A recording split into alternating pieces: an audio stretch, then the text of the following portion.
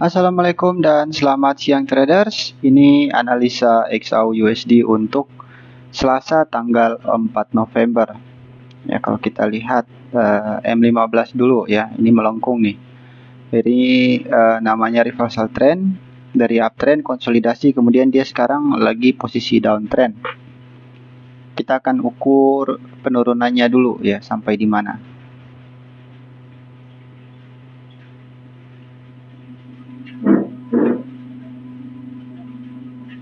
Nah, kalau untuk M15 sendiri, target dia mau ke sini. Ya, baru setelah itu dia mau ngapain terserah dia ya. Ini target kedua ekstensi yang akan dia kejar.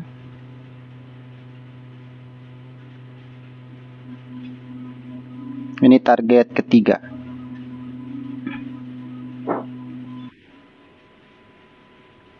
Jadi untuk hari Selasa ini fokusnya ya, downtrend. Dia akan ngejar target kedua.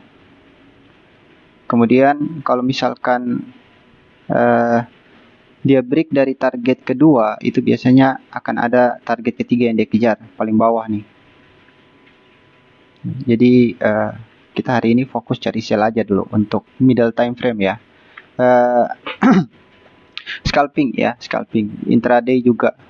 Ini TP1 kalian, ini TP2 kalian. Kalau kita untuk scalping ya kita akan cari sell di sini, untuk TP di sini, untuk TP lagi di sini ya. Kalau dia masih koreksi, kita cari scalping lagi untuk sell dan kita TP lagi ya. TP-TP kita pendek tapi kita akan cicil.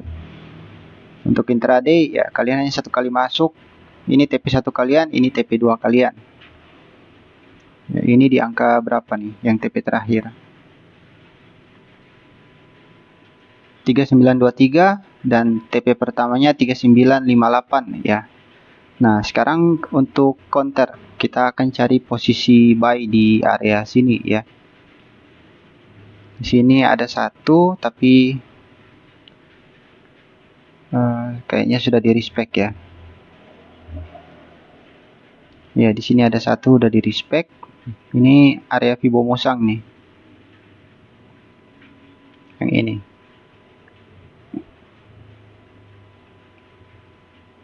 Nah, sudah kena ya. Ini udah nggak fresh lagi areanya. Kita akan cari di area bawah garis. Sekitaran sini ya.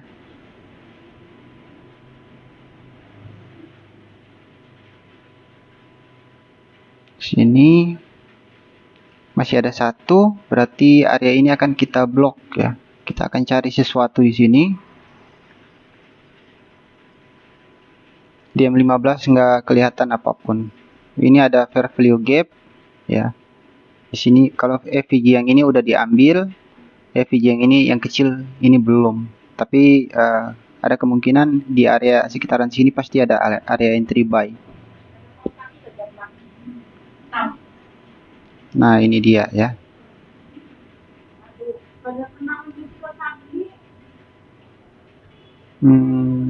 Dapatnya di sini. Di sini satu. Ini agak sulit ya nyari area di sekitar sini nih. Soalnya udah di respect semua. Ini juga udah di respect ya. Tinggal historical lain yang belum. Nah, ini historical lainnya belum dia respect. Kalau retracement-nya sudah diambil nih. Udah nggak fresh area ini. Satu-satunya yang belum kesentuh hanya area historical line ya. Dan ini dia ya. Nah, 50.52 itu jadi area buy kita ya untuk counter. Jadi kita akan lawan tren di area sini nanti. Nah, di sini ada satu Fibonacci juga di M5 ya, tapi nggak tahu ini di respect atau enggak, soalnya udah gak fresh areanya. Ini udah pernah disentuh. Nah, kalau historical lainnya agak mundur ke bawah di sini. Berarti 58 ya. Berarti ini kita akan ambil yang terjauh karena sudah nggak fresh. Nah, garis merah ini kita hilangkan dulu. Ini dia ya, dua area. Ada dua calon area yang bisa jadikan entry buy. Terus yang target terakhir juga harusnya ada sih.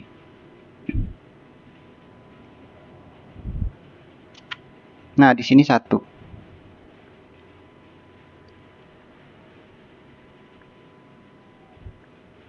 Ya, udah keambil ya. Semuanya areanya bahaya nih.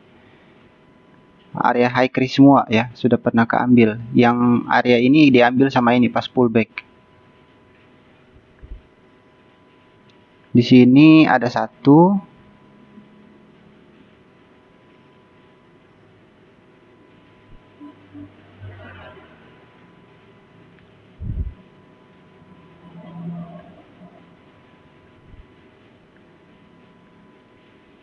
Ini kita hapus.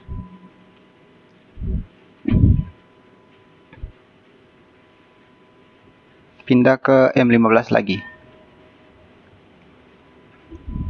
Kita dapat dua area ya. Di target kedua ada 2 titik, target ketiga juga ada 2 titik. Itu untuk buy ya. Tapi admin mau disclaimer, analisa kadang benar kadang salah, jadi tidak ada jaminan 100% profit ya. Karena market ini bergerak fraktal, kadang di respect, kadang juga tidak di respect. Apalagi untuk lawan tren seperti ini sangat high risk. Mending kita cari drop base drop untuk follow trend, untuk downtrend ya. Kalau untuk area sell pertama nggak jauh-jauh, ada di sini ya.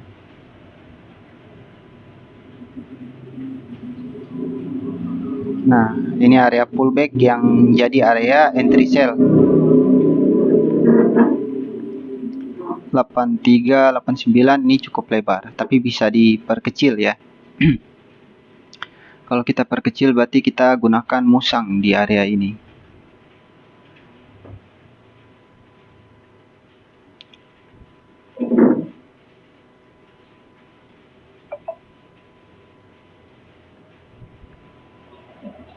Nah, ini 8891 area sell ya. Terus area sell kedua di sekitaran sini kita harus pindah ke M5 karena M15 nggak kelihatan.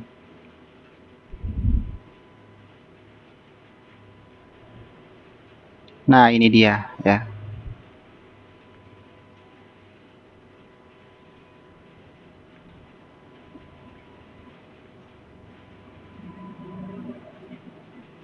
Ya, 2.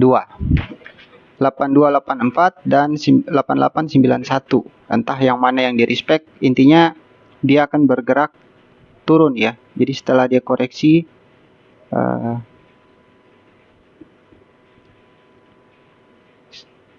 nah, setelah dia koreksi biasanya dia akan lanjut turun. Gitu ya.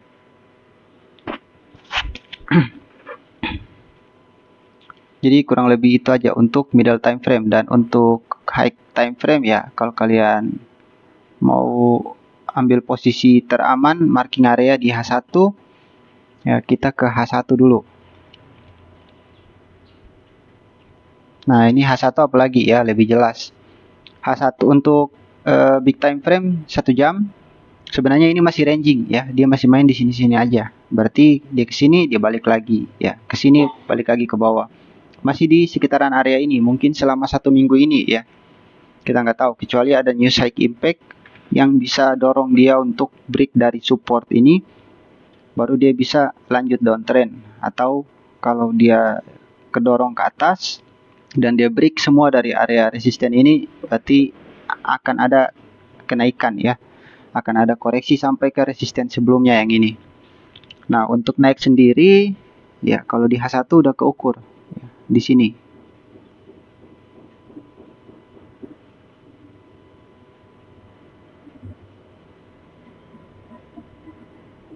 Ya, dia nggak capai target. Sorry, bukan yang itu, yang ini. Masih ada satu soalnya, yang paling rendah ya. Di area sini, ini dan ini.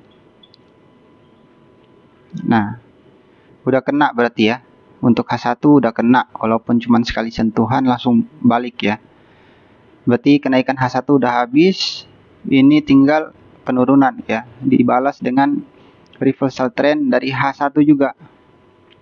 Berarti penurunan untuk H1 letaknya ada di sini ya. Nah, H1 dan M15 seirama nih.